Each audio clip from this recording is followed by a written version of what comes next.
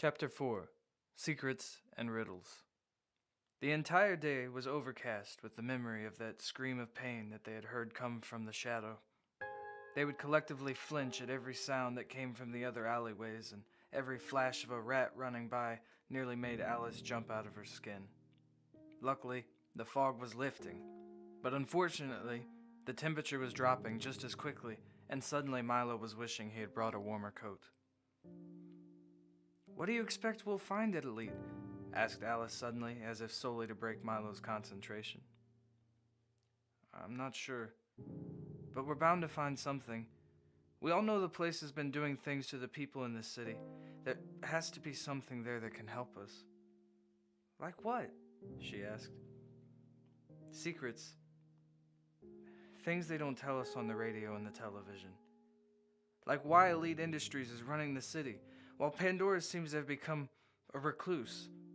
Why have people been vanishing, and where have they all been going? Why doesn't anyone do anything about it?" Cephas Pandora was the ghostly image of a man that would occasionally appear on television to make a speech and remind everyone in Crowhaven that he oversaw the city. He had founded the place based on a vision that he had had in a dream, and stood by while his dream turned into a nightmare for its residents. Milo could still remember the first time he had seen Pandora on TV, and it still sent shivers down his spine. The man looked like a vampire, and the way he spoke felt as if someone else was speaking through him. His dark hair was always slicked back, but had since grayed around the edges. His suits were black, and his ties were always red. His parents had always told him stories about how fabulous the city once was, and the vision for a better tomorrow that Crowhaven was supposed to be founded on. But it was hard to imagine that anything had once seemed that promising within the city. Nothing seemed promising now. "I don't care about that man. He can be dead for all I care. He always used to scare me when they'd show him on the news," said Dexter, and Alice agreed vigorously. "Maybe so, but before the war he was different. I've seen the old newsreels, and he used to have an influence over this place.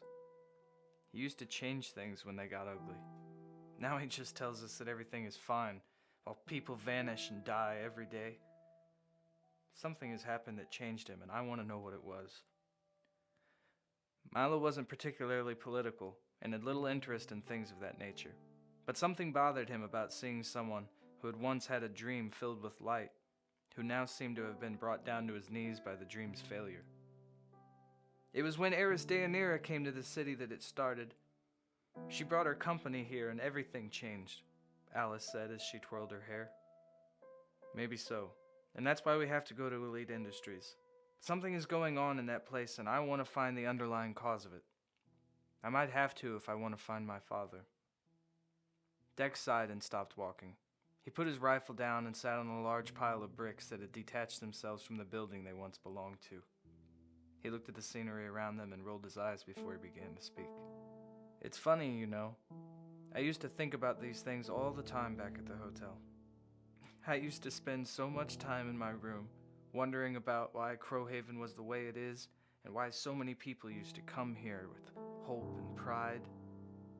It all seemed stupid, and it used to piss me off so much to think that my parents had been some of those fools who got us stuck here." "It wasn't always like this," said Milo.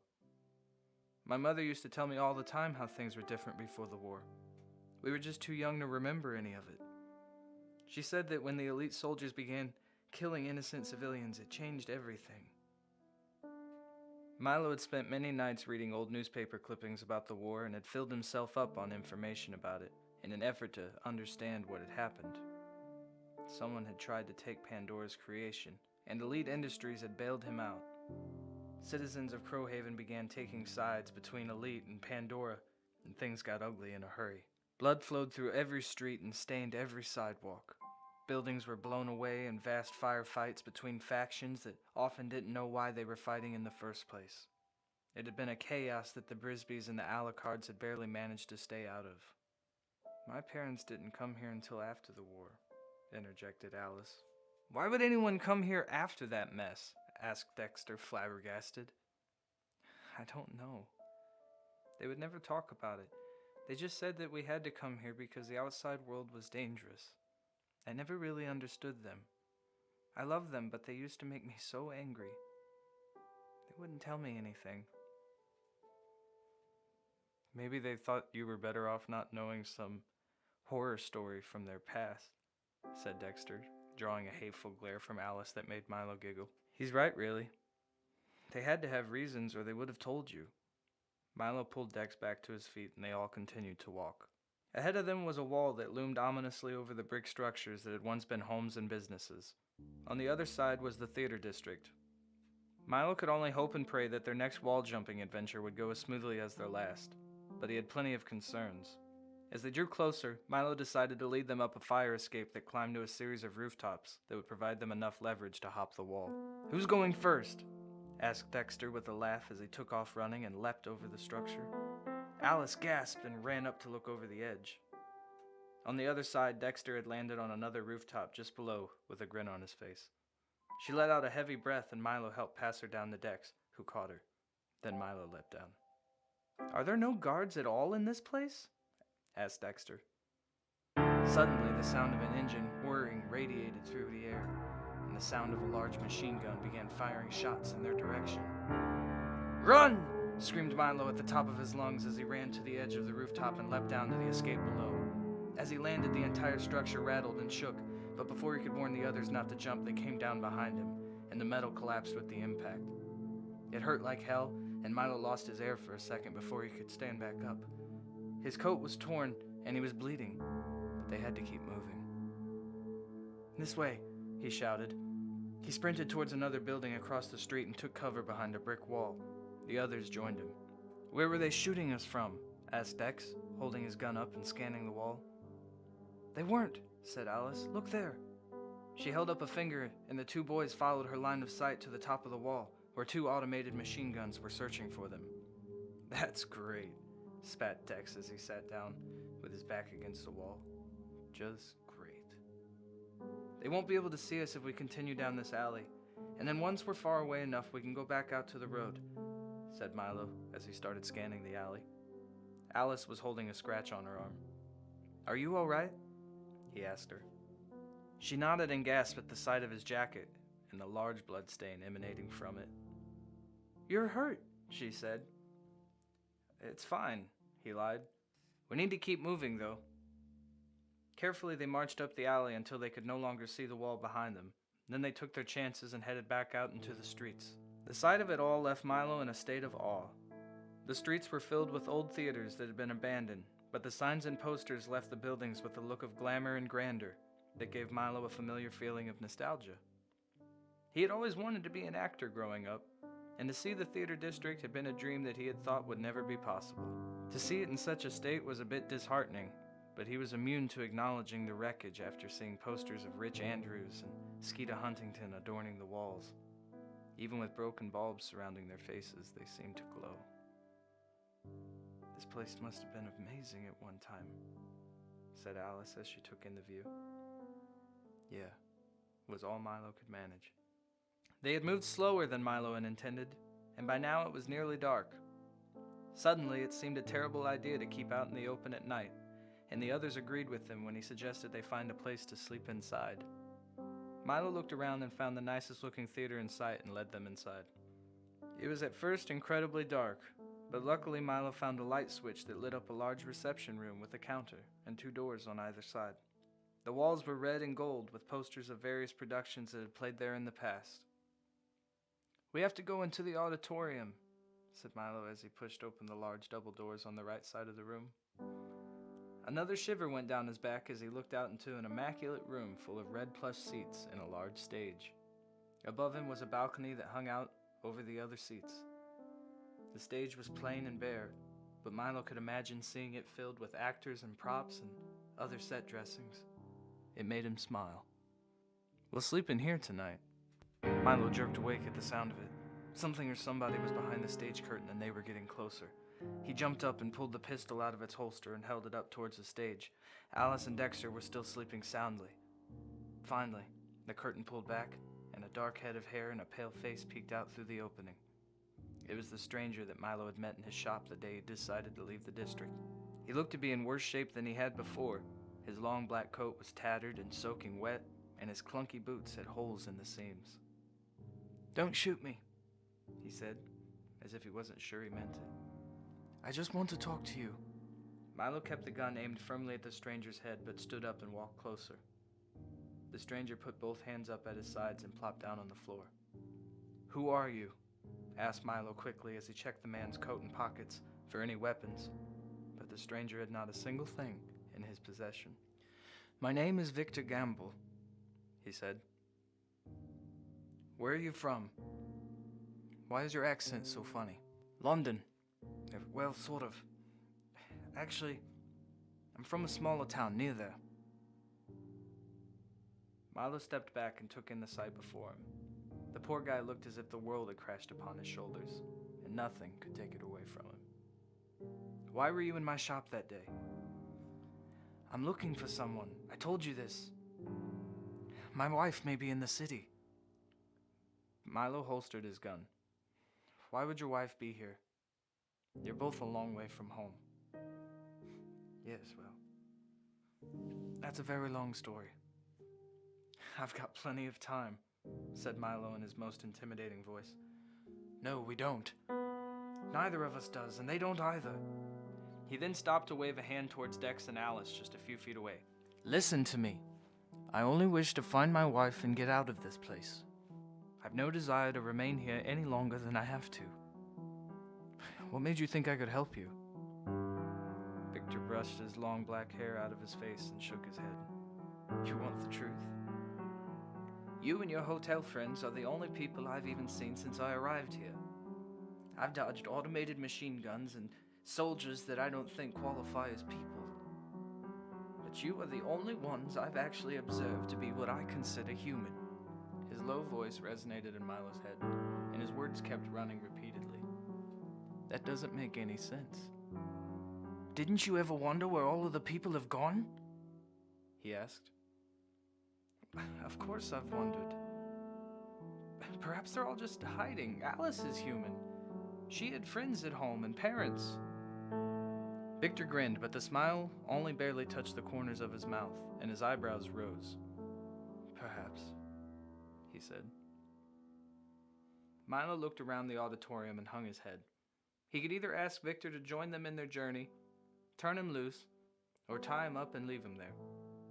None of the options came across as very appealing. He wasn't sure he could stand to be in the presence of someone so dreary for very long. "I have no wish to come with you," said Victor, as if he had only read Milo's mind. "Then what do you want?" asked Milo, frustrated. "I need to know where to find Elite Industries. I believe they may know something about my wife and her disappearance."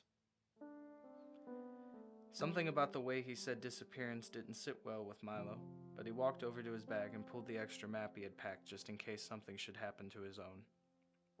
"Take this and get out of here," he said. Victor took it hesitantly and stood up. "I'll just be going," he said, and he bounded off towards the rear exits of the building. Milo watched for a while before nestling back into his makeshift bed and drifting off to sleep. While walking through the streets the next day, Milo couldn't help but to wonder if he had made the right decision in letting Victor go. The others had not suspected a thing and hadn't even realized that something had happened while they were sleeping. They spent their time gazing at the beautiful buildings and dilapidated advertisements. Milo had nearly lost all his enthusiasm for the place with his constant worrying that someone or something was going to jump out at them at any moment. The idea Victor had planted in his brain the night before lingered heavily on his mind. Where are all the people? It didn't make sense and served only to create a whole new mystery that Milo couldn't explain. In the last 5 years, Milo couldn't remember a single person outside of those he knew as friends and family ever showing their faces in public. There were people on television, and the radio seemed to be organized by somebody. But he'd come into no physical contact with anyone. His father had once said something that had only just come back to Milo. People are hard to find sometimes. At the time, Milo thought he was talking about the way you can never really tell what people are living for, or what their intentions are. Now he wasn't so sure. Maybe people are hard to find because they've gotten scarce. Alice and Dexter were walking just ahead of him and seemed to be enjoying themselves. They were arguing about music preferences. Dexter was trying to fight for the many virtues of hard rock and country, while poor Alice was defending various kinds of pop music. It almost perked Milo's mood up to think of such trivial things at a time like this. He grinned and remembered a conversation he had once had with Dexter's dad. "All damn day I hear that racket blasting from Dex's room," Jack would grumble. "What do you listen to?" he would then ask Milo. Old folk music, usually." "You're a strange kid, Milo Grisby. You make too much sense." The memory of the talk brought a genuine smile to Milo's face, and Dex took notice. "What are you smiling about?" he asked. "It's nothing," Milo said, fighting back a laugh. "Just a memory." Dexter squinted his eyes suspiciously at Milo and turned back around. Memories are trouble. Alice gave Milo a look of disbelief, and Milo shrugged. "What am I going to do with him?" he asked with another laugh. Alice shook her head and turned around. Milo felt a twinge of guilt as he watched her walk. He couldn't decide if he had asked her to come with him for the right reasons or not. Yes, it would be safer for her to be with them, and it would certainly provide her more opportunities to figure out what had happened to her parents. But Milo was beginning to realize he had only truly wanted her to come because of how fascinated he had become with her. She was like another puzzle for him to solve, and he needed to solve her. Not to mention how attractive she was. That was starting to distract him more than he cared to admit. "Do you suppose there's anybody in this district besides us?" she asked. "I know there is," said Milo without thinking. He cursed himself in his head the moment the words left his mouth. "What do you mean you know?" she said as her and Dexter both quit walking. Milo knew he was caught and could do nothing but tell the truth. "There was a man in the theater last night. He woke me up and asked for directions. I gave him a spare map I had, and he left us." The others stared in utter disbelief at what they were hearing. Milo held up his hands to stop them, so that he could at least attempt to explain himself. "He didn't pose a threat. I checked him for weapons, and he was clean. Besides, I'd met him before." Dexter's eyes opened wide in surprise, and he burst. "You've met him before?" he said, shocked. "He could be following us." Milo had considered the possibility, but something didn't feel right about the theory. "I don't think so," said Milo in his most matter-of-fact tone. "He's trying to find his wife for something. She's gone missing somewhere in Crowhaven." Alice rolled her eyes. She did that a lot, Milo noticed. "That's what he told you anyway. How do you know if you can trust him or not?" she queried. "How do I know I can trust you?" asked Milo. "Shit!" He knew that was a mistake immediately, for she merely turned around and started walking away. "You should have at least woken us up, Milo. But it's too late now, come on." Dex pulled Milo by the shoulder, and they rushed up to catch up with Alice. For what seemed like an eternity, they continued to walk in silence. The tension was high, and Milo couldn't help but let his mind drift to other darker places. He found himself scanning every window of every building they passed, hoping to see a face or a hand pull back a curtain. Anything would have appeased him, really. Any sign of human life in the city besides the three of them marching through an abandoned, desolate road. "Haven't you ever wondered where all of the people have gone?" The words echoed in his brain repeatedly until the sound of the voice he played it in had changed from Victor's low dulcet tones to his own uneven, nervous rattle. "Do you hear that?" asked Dexter as he put his hands out to stop Milo and Alice. "I don't hear anything," said Alice angrily as she went to push past him. "Exactly. It's too damn quiet here." Dex pulled her back by the arm. "Something doesn't make sense." "A lot of things don't make sense right now, Dex," said Milo. But as he did, they heard the familiar sound of an engine whirring in the distance. Without a word, they all bounded off in separate directions to take cover. Milo lost track of his friends as he himself leapt behind an old van that had broken down at the side of the road. He heard machine guns open fire, and he saw crates and pillars burst as bullets blew through them and whizzed by him. He could hear the air split as every shot got closer to the van, until he could hear metal plinking and the van rattled.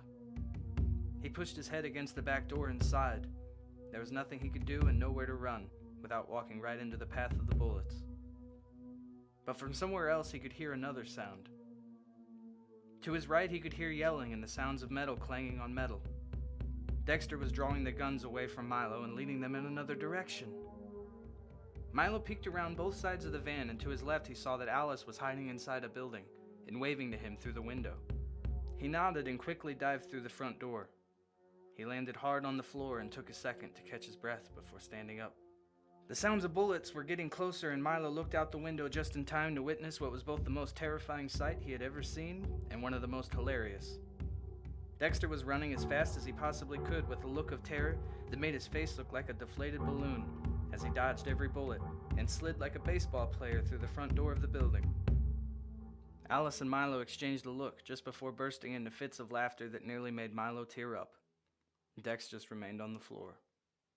"That was not easy," he said, "but you're welcome." Milo and Alice continued laughing hard, and before long, even Dex had to join them.